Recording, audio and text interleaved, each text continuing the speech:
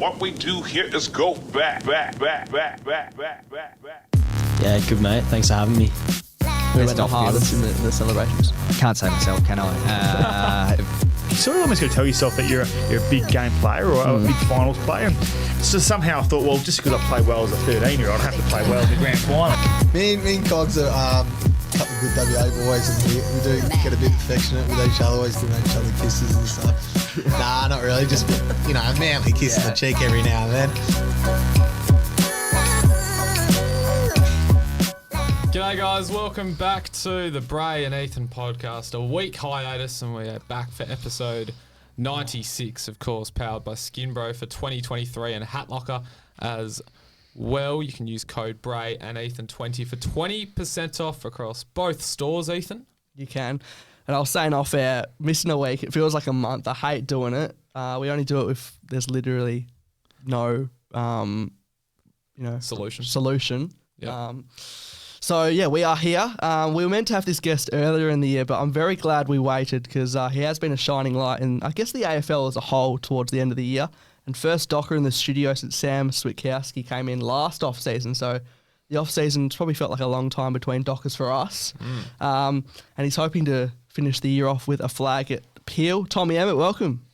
Thanks, boys. Thanks for having me. Good to have you. Pleasure to have you on. Yeah, it's a big week this week for you. You had the best and fairest earlier in the week and a preliminary final for Peel on Sunday, which this will come out after after the game, but must be a big week and looking forward to Sunday. Yeah, big week. As you said, Tuesday BNF. That was a good night at Crown. And then, just getting ready to play Subi down at Mandurah on Sunday, which will be a cracker. Your first best and fairest at the club, how was it? Obviously, no alcohol was consumed, but still a good night from what you were saying off air. Yeah, no alcohol for the blokes that are playing Peel still. So we'd just sit there and watch everyone else have a drink, which is fine. But first ever BNF was good. Lots of good speeches and had the grey jackets as well, which Yes.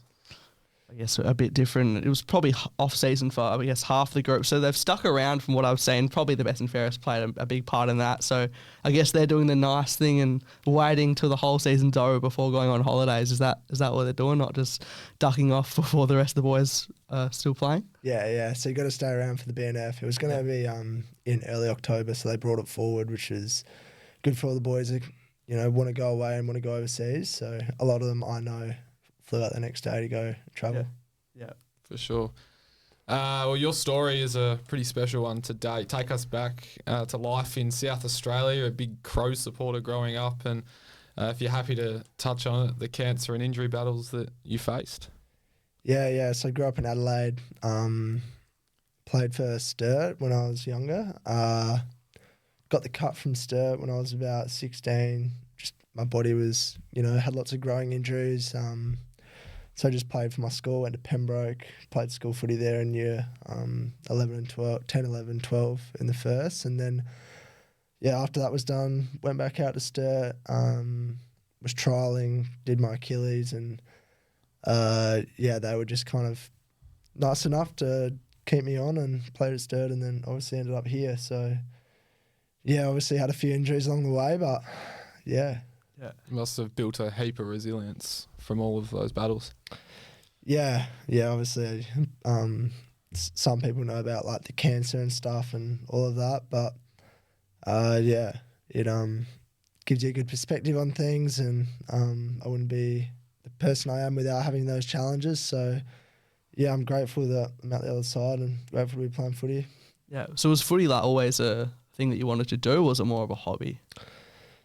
Yeah, well, I wasn't much good when I was younger. Like, I did make first in year 10, but did my hammy in the second game and was dropped for the rest of the year. So, I wasn't like much top. I went to a co-ed school. It wasn't a big, private school, boys' school, anything like that. So, I was all right at footy, and then, just was essentially a hobby, and I really enjoyed Sturt and all the boys out at Sturt, and I had lots of kind of mentors out there and just kind of fell in love with it again, and I was lucky enough to get picked up in the end. Yeah. Yeah. There's almost like a Freo South Australia affiliation. There's a lot of boys that have come from South Australia in previous years. But from beating cancer to the AFL and kicking snags on the G, like, did you ever imagine you'd be in the position from that to now? Yeah, it's crazy. Yeah, I think I've said this before, but if someone was to tell me while I was getting treatment that I'd be where I am now, I'd be shocked. So, yeah, it was definitely a dream, and you'd watch footy and you'd watch games in the MCG, and I'd never played on the MCG before Hawthorn in around 24. So, yeah, it was a dream. It was a dream come true. Yeah, for sure. Well, you played for Sturt last year in the Sandford, like you said. When was it that clubs or even Freo started to show real interest in you for picking you up? And I guess, did you have that moment where you realised, geez, getting drafted could be a real thing? Yeah, so it was probably in August that Freo contacted me, and yeah, I spoke to just coaches at the club and other players that had been on lists about the process. I didn't really think much of it, to be honest. You always hear rumours about blokes, or there's blokes that say, I'm talking to this club, I'm talking to that, and then nothing eventuates from it. And a lot of the time, some of the blokes are even, just hearing whispers and not actually speaking to the club. So, yeah, I just kind of, honestly tried to not think about it, just play every week, still doing well. We were trying to win a flag. We got to the finals that year, but, yeah, it was just taking it week by week, and then eventually, it just kind of built up over the season towards the end. So, like, were you going to continue playing for Sturt like this year and that sort of thing? Was that the sort of continuation? Yep, I would have been at Sturt again. Yeah, still working my job as an accountant. Yeah, but we'll get to that. Yeah. Well, yeah. In terms of draft night, so pick 41 comes up and your name is read out. How was that experience? And I mean, you kind of just said it, so I don't need to say is it true. But quitting your job as an accountant the day after you turned 21, is that true? Yeah. So how was the experience? And I guess walking in and saying I'm done. Yeah, pretty crazy day. Obviously, I was just trying to keep my expectations low. The lower you keep your expectations with the draft, the more likely that you won't be let down. And I've seen a lot of blokes after their 18s year when they've built up their draft year and they really think they're going to go. And then if something doesn't happen, then it can really affect them. So I just went to the gym that day with a few of the Sturt boys, and then I didn't live far from the club, so I just walked home, and that kind of timed that well with the whole draft thing. Just had my family around. I knew that I wasn't going to go high, if anything at all. I thought maybe a rookie. I didn't have a manager, really, or anything at that stage. Nah. So I thought that was good to not have a manager because right. So that was a choice more than an actual option. Yeah, it was a choice. Yeah. I was speaking to a few, but yeah, from what I'd kind of spoken to other players, and especially a lot of older guys at Sturt that had been on lists and stuff, they just said, if a club's going to talk to you, they're going to talk to you. They said you don't need one.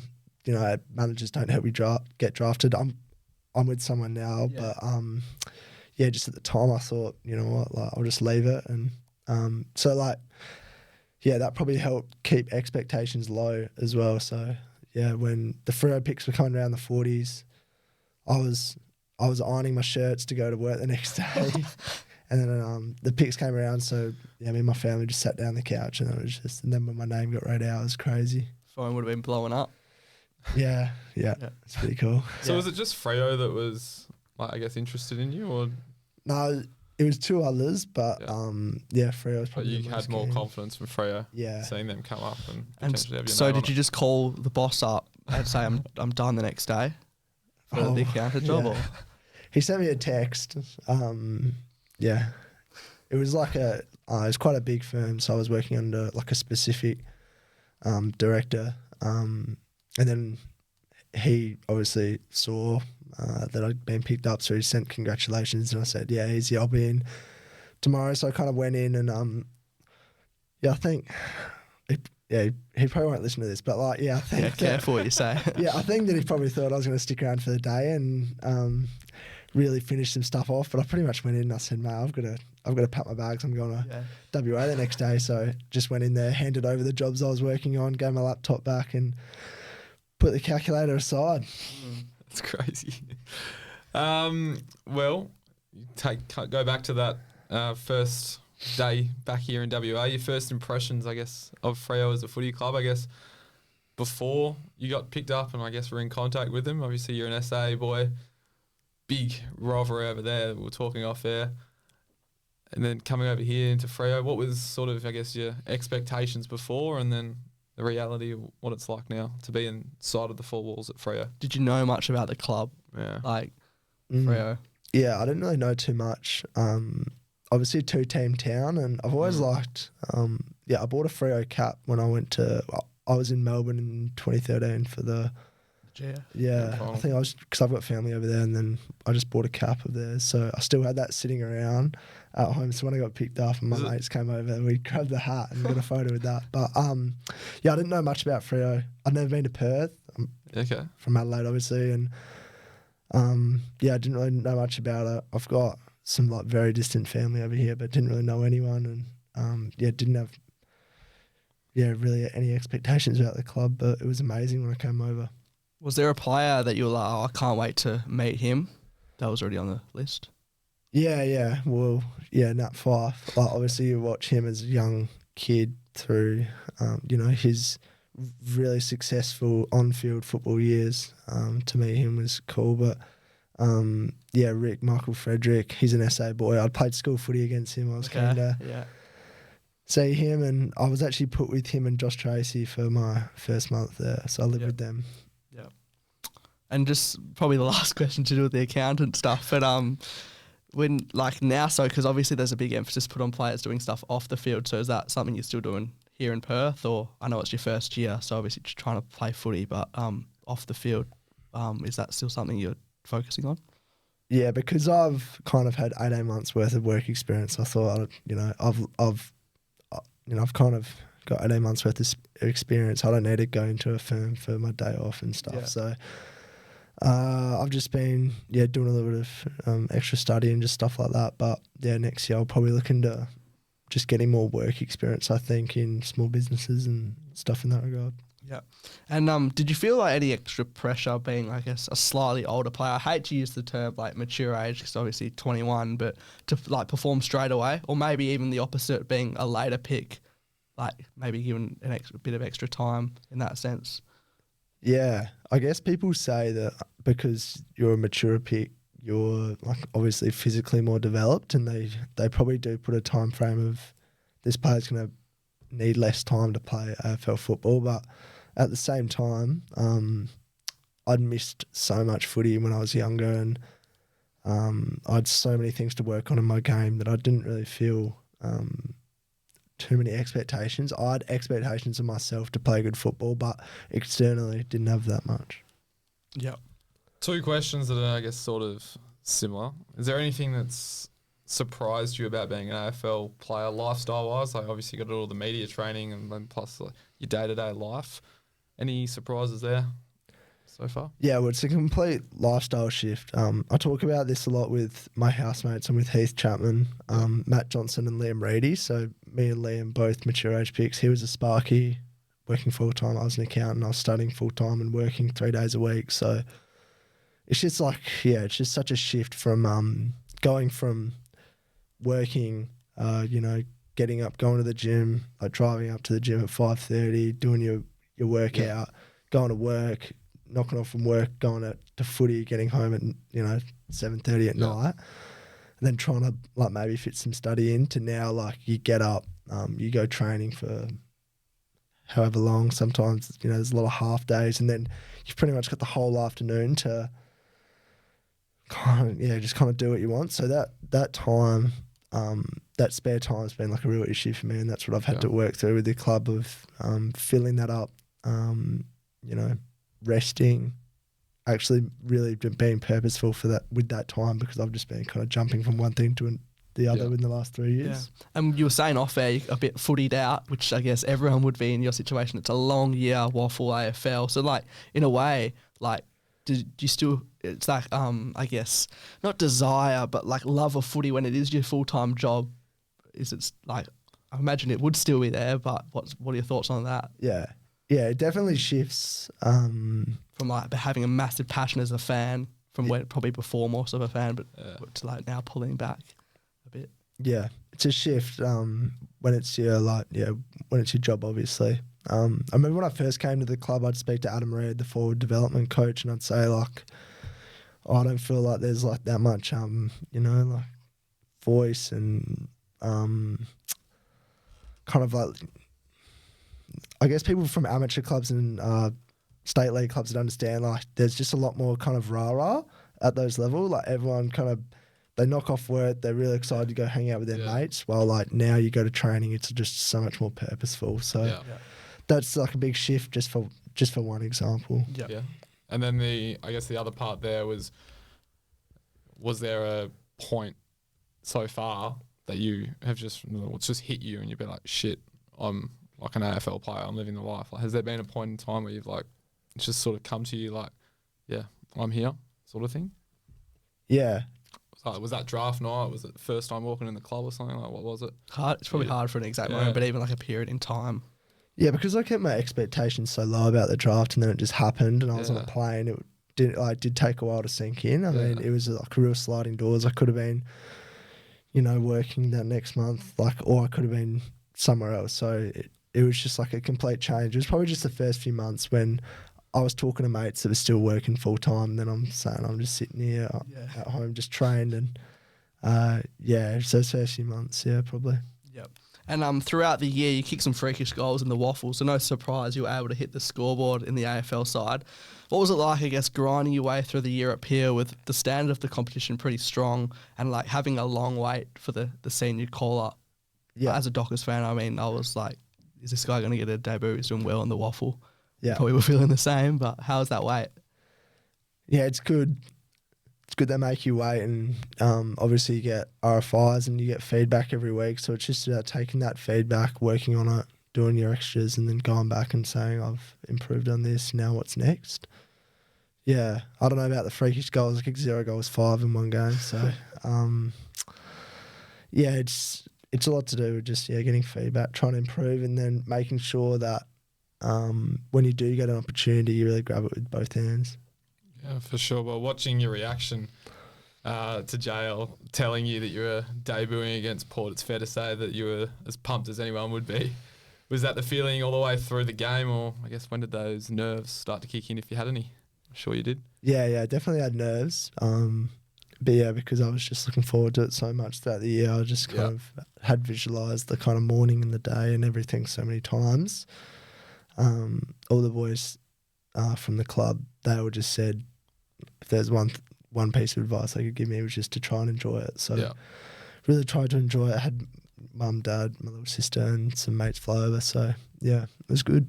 And JL telling you, was that actually the first time he told you, or did you already know before that? No, that's the first time. Yeah. I still didn't even know that day. There were a few, like Sonny was injured and stuff, so I wasn't sure. Yeah, because I've seen some players say like, oh, they feel it coming. There's like cameras in the meeting room. There's blokes sitting near them, like looking a bit excited, and that sort of thing. But the retro Guernsey, so that was the retro game. The bandaged head as well. I mean, it almost made you look like some sort of old Dockers player, like coming back from the retro days. But have you felt the loves from the Freo fans? Yeah. The Freo fans are amazing. They're there was I can't remember the start, but it was something like we get some of the most consistent crowds in the AFL, and the noise out there is just unbelievable. I hadn't been to WA, as I said, and that first Freo game, just the noise and stuff was just amazing. So, such a sick club. I love it. Yeah, big occasion as well. So, what about like superstitions before the game? Because like it's not just like playing at a state league oval or that sort of thing. You're playing on. Some people describe it as the best, I guess, state-of-the-art facility in the world. So, what was that like? The preparation, or maybe not anything changing for a big occasion. You just went about it as usual. Yeah, I don't have too many things. I don't eat any grass or anything like that. So, I just kind of ate the same food in the morning, went to the beach, and then, I just try and keep chill. I get pretty kind of revved up easily, so I just try and chill out for as long as possible. But it was good to just go out there and really soak it in. That's what all the boys just kept saying. Well, you did it again the next week against the Hawks, looking even more composed and kicking another 2 goals. Did you surprise yourself during those, I guess, couple of games? Because people were saying, where the hell has this bloke been? Yeah, I did surprise myself, and that was a lot of the feedback that I'd been getting was about my composure and my polish. And obviously when I was like I wasn't kicking very straight, and I was butchering the ball under pressure throughout the year. I was kind of a lot cleaner in that game, I guess. But it's just, I guess the ball kind of fallen my way, and it was just so good to be out there with everyone. Yep. And this is just a tongue-in-cheek question, so I don't want anyone to think like this is too serious. But I can say, like, surely when you've kicked a couple of snags against, I guess, a backline consisting of James Sicily, all Australian, you're thinking you're going to head back to Peel and think somewhat you're going to be unstoppable. I don't. No, it's pretty. It's I reckon a lot of people levels. probably just think that. Like, I wasn't levels. actually on James Sicily. I was on some other. I think that second younger goal you blokes. kicked, he was right there though in the action. Nah, it's no, you can't get ahead of yourself at all. Did who were your opponents in those two games? Anyone like match up on you? Yeah, Weddle and Sarong. Okay. Yeah. Well, a lot has been made about Freo's youth over the last couple of years. How confident are you guys to bouncing back to where the club was in 2022?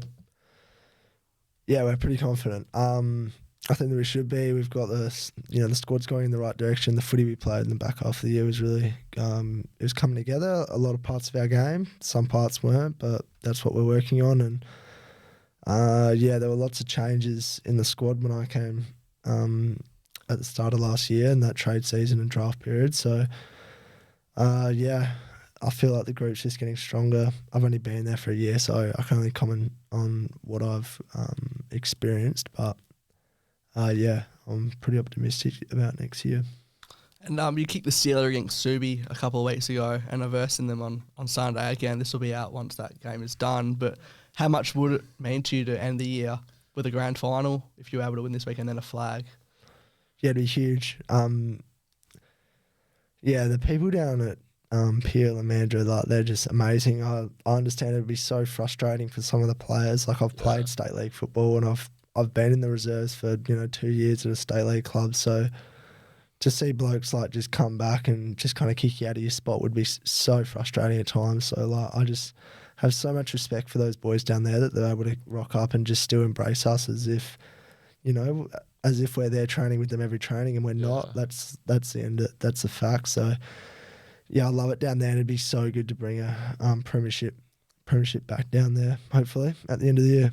Yeah, I've always wanted to ask this to someone who's, like, I guess, in this position that you're in. What's it like when you're playing, or potentially in the middle of the season, or now when it's just Peel playing, Freo are obviously out? What's it like? Like, do you train at Coburn with the guys who could be playing Waffle, and then do you do any training midweek with Peel at all? Yeah. So we train. So sometimes it's twice a week. The two main trainings down there, down at Mandurah, or this week we just did because we played Saturday. Saturday against East Freo. Yep. We just did the Freo boys stayed at Coburn and did a little we call it Flush Plus, which is just like pretty much just get moving. So, so we'll we train down on Thursday down at Mandurah, and then if we win Sunday, which hopefully we do, we'll be back down there twice. Is that a normal thing during the year as well? Like, will you go watch Vision with them or something on a Thursday night if you know you're playing Waffle that weekend? Yeah.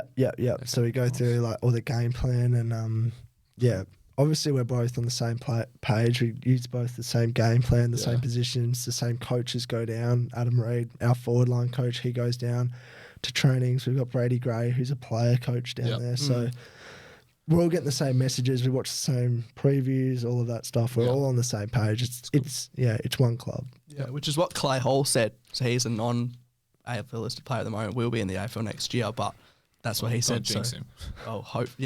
Pretty confident. But it's good to hear from both sides. The synergies there from both perspectives. But before we move on to the Q&A as well, off season, any plans after Peel to go back home or overseas or anywhere? Yeah, I'll probably go back home. I've been weighing up a few different trips, but might just go down south or up north as soon as the season's done. Probably won't go overseas though because I'm just pretty exhausted and might just go home and see family and friends. For sure. Well, that was going to be the last question. The synergy point of view, but I wasn't even going off that. We got there anyway. So we'll move on to the Instagram Q&As. Of course, thanks to Skinbro and Hat Locker. We'll kick it off with Cade_Reed. Have you always played the medium to small forward role, and how does it change at AFL level?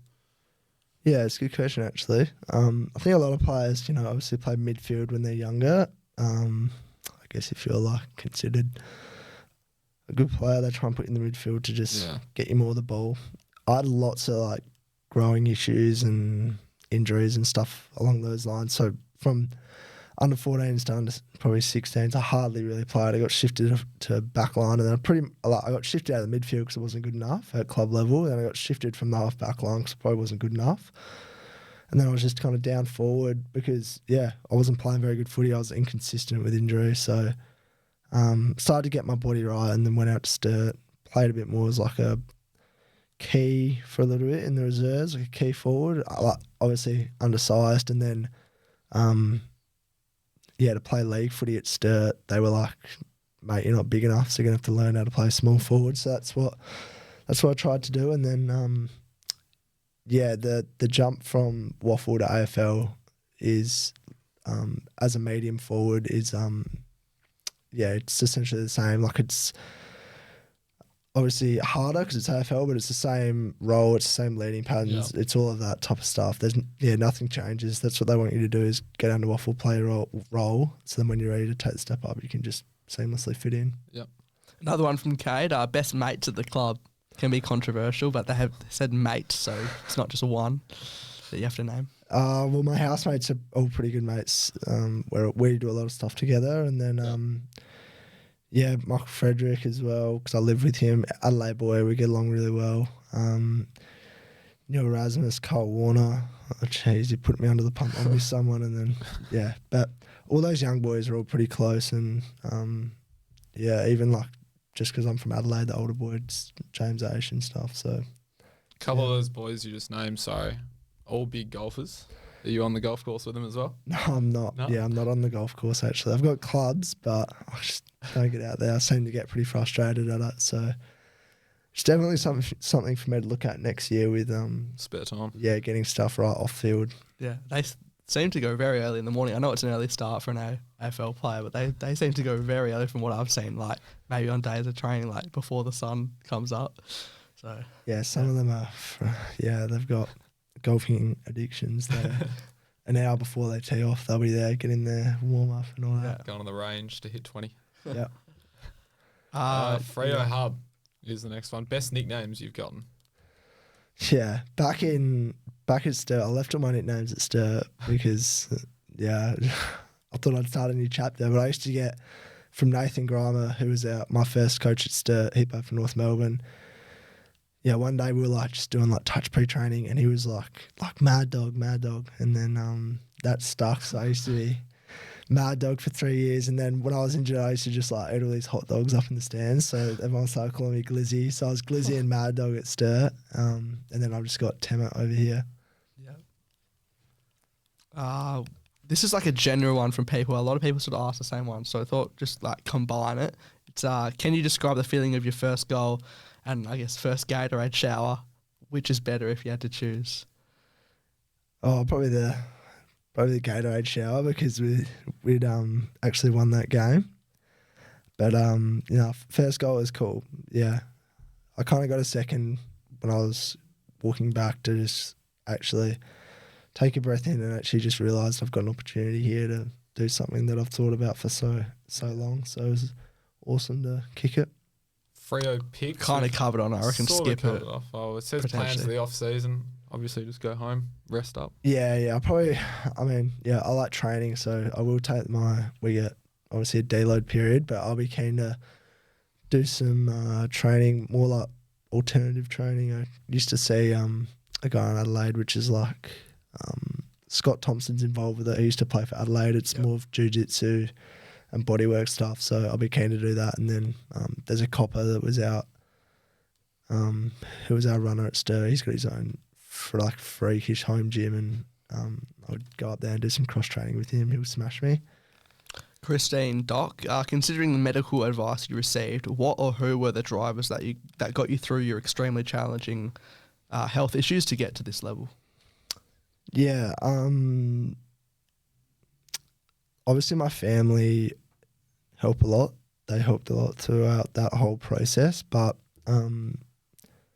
yeah, the medical advice was like, it was obviously while I was doing chemo, they don't want you running and shit like that. I didn't feel like running to start with, but it's just some of the medications I was on with my heart. If your heart rate gets too high, it can just be damaged. It can just damage your heart. So it was a pretty tough kind of 6 months when I was going through all that really hard medication. But then once that all finished up, I was able to see a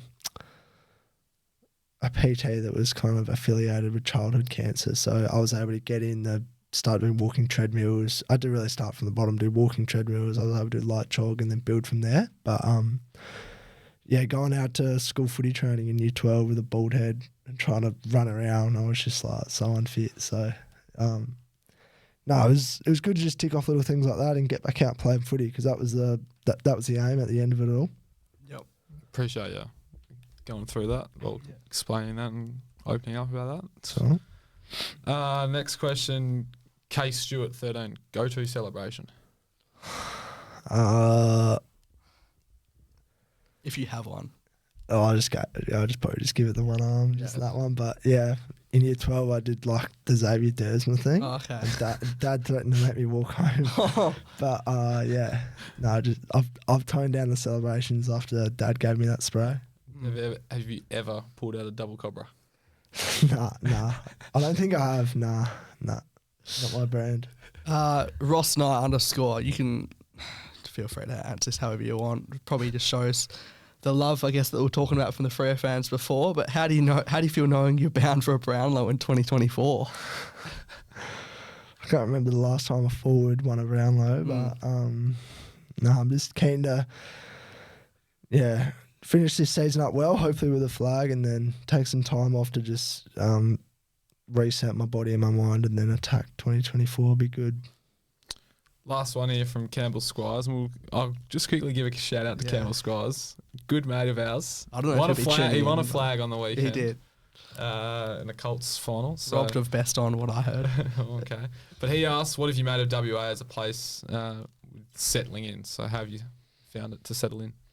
Yeah, WA is awesome. Perth is like, I'm from Adelaide, so Adelaide's a pretty kind of sleepy town. I feel like Perth's got the same chilled out vibe. I've got family in Melbourne. Melbourne seems pretty full on, but Perth's just more modern, bit bigger than Adelaide. Nicer beaches, close to the city. I've really liked it. Yeah, I like living in just out of Freo, like just out of East Freo. So I'm still getting my head around the whole south of the river, north of the river kind of divide. I've heard that's a bit of a divide. It is very controversial. That's coming from someone who's north of the river as well. So yeah, I am north of the river, but yeah.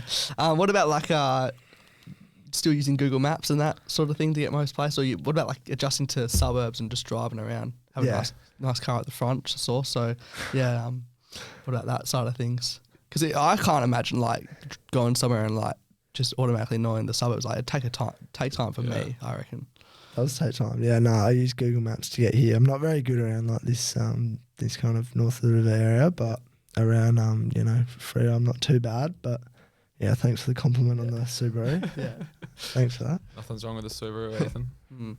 That concludes the Q&As. We'll go now to the quiz. Now, would I be right in saying that Tom is our first AFL listed player to compete in the quiz this year? Kobe Bergill. Oh, yep. Sorry. I'll adjust what you said. First player to play a senior game. Is he even on? Is it? No, he's not on here. The Bergman. Maybe this I is was just going through it and I couldn't see anyone, but of course Zach Langdon, he scored 10. You've got Clay Hall, someone who I guess you are associated with on 11. So this is do you know your stats pretty well? Your trivia? I don't. I guess we'll find out. Kick it off with question number 1. Same question for everyone. What is your height and weight on the AFL/Dockers website? 186 centimetres. Correct. I think I'm 187. And 89 kilos. Correct. 1 from 1. Good start. Who wore the number 18 at the club before you? Us Tucker. Yeah. 2 from 2. Flying start at the moment. How many games have you played for Peel, I guess up to right now, before the prelim final on the weekend? 16.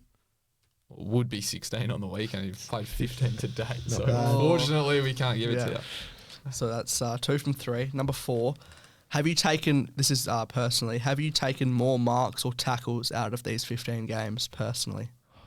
You don't have to name how many, it's just either marks or tackles. Shit. I reckon marks.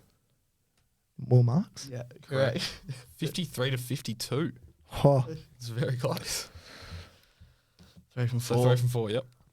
Question number 5. When was the last time Peel Thunder won a league premiership? 2017. Correct. We've been talking about that a lot recently. Really? There's almost like a little bit of a, well, there was, and even now more so, a rivalry between Peel and Subiaco. I don't know if you've become aware of it, but it's like Peel beat Subi in those 2 grand finals versus them 2 this years in a row. weekend. So Yeah. it's like there is a bit of a rivalry coming together. We got a bit of lip from Subi at 3/4 time when we were playing there. Some older bloke came up and told us to get out of the waffle, so that kind of spurred us on in the fourth quarter, I reckon. Number 4 from 5. Yep. Number 6. What number debutant were you for Freo this year? 3?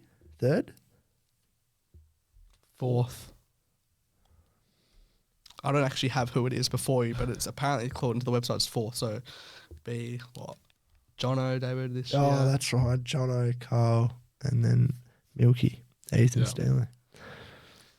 Yeah. Kind of forgot. John debuted this year. Yeah, it It does is. feel. He's been on the list for yeah. 2 years, I think. Yeah, he has. 4 from 6. 4 from 6. Question number 7. How many touches did you have against the Hawks?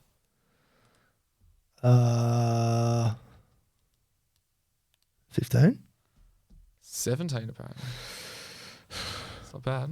Yeah. That's not a bad game from a forward. It's very good. So what? It's 5 from 7. 5 from 7, yeah. Need to start getting a bit of a roll on Actually, here. no, I think we're still 4. 1, 2. Yes. So it was 4 from 6, 4. and then that one wasn't right. Yes. So number 8. True or false? You took at least 1 bounce in both of your AFL games. True. Correct. 1 in each. That's a stat that's been, I guess, coming or popping up everywhere lately, especially on social media, like with players who have played like 100 plus games, never taken a bounce. I think it was Tim English in the game that they played against Hawthorn in Tasmania. He took like 2 bounces Yeah, at the Ruckman. very end of the game out of the goal square Yeah. with like 30 seconds to go and arguably lost them the game. That After was the his first ever. game, Lockie Schultz came up to me and he said it took him 50 games to take him out. So that was the first thing he said to me. How many have you had? Just the 2? Just the 2. 1 yeah. in each. So yeah. So we are now 5 from 8. Yeah. Question number 9. How many votes did you pull in the Sandover medal count this year? 2? Correct. Did you watch? Were you there or? No, I wasn't there, but yeah, I saw the waffle posted the votes Yeah. for each club. Only a few boys went. We had outdoor the next Yeah, night, true. so That's true. I'd chill out. So we are now 6. 6 from 9. Last So question. you can go up to 11 here. So to who am I? Basically, it's someone related. We're trying to someone related to where you've been or where you're from, sort of thing. Read out the birthday, nothing else. That's for 5 points. If you get it, 3 guesses on the birthday.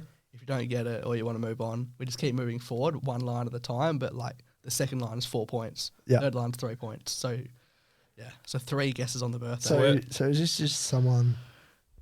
It's someone related to you. We can't reveal too much, but yeah, where you're from, sort of Okay, thing. And yep. you get three guesses. The So same sort of background as you. yeah. Okay. Not necessarily actually like know the person personally. Yep. But We you don't could. know that, but Yeah. yeah, you could. And So it's where could this take us to, sorry? 11 'cause I'm 11. 6. So, yeah, and it's not like a relative or anything. That's what people might think it is. So I was born on the 8th of November, 1995. 3 guesses, if you choose. No. Go. No wild guesses at No, all. I'm not going to waste any. Okay.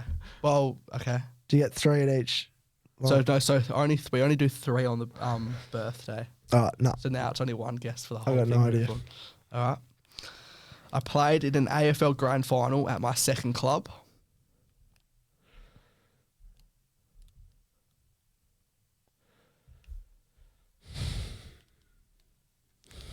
Is it James Ash? Dang, it is. Correct. Got the 40. We've got up to 10. Double digits. You take that. Yeah, From- very happy with that. The rest of that, so that was 4 points. For the 3 points, I am from your junior club, but didn't play for Sturt. Yeah. Is that correct? Yep. And I've played for 2 other clubs. And then the last bit was I played my 150th this year. Good. Don't reckon I you would like have got that on the birthday now that you know who it is? What have I got it? Do you reckon now that you know? I did think, 6 years older than me, but nah. Both Paynham Norwood Union Junior Football Club products. So His name did come up earlier in the episode. I was like, oh, okay. I was going to say, we could say you've mentioned him in this episode, but Yeah. I don't know if that would have helped. But we got to 10. Yeah, it's not bad. It's a pass score. It is a pass score. Joining 1, 2, 3, 4, 5, 6, 7 others on 10 Yep. is a popular number. So, that's not too bad. You're not down the bottom. Sit up top of the current AFL players leaderboard if we want to say that. But, Indeed. Well, of course, Bray and Ethan 20 for 20% off at both skinbro.com and hatlocker.com.au. If you're listening on Spotify or wherever you get your podcasts from, you can also head over to YouTube. And if you're on YouTube, you can head over to wherever you get your podcasts from. Make sure to subscribe. 5-star rating would be nice. it would be. Yep. We try not to have a week off as well. Not that was Yes. in our control, but It wasn't. No. But Tom, can't thank you enough for coming on, and all the best for, I guess, potentially the next 2 weeks. cheers, boys. Appreciate it.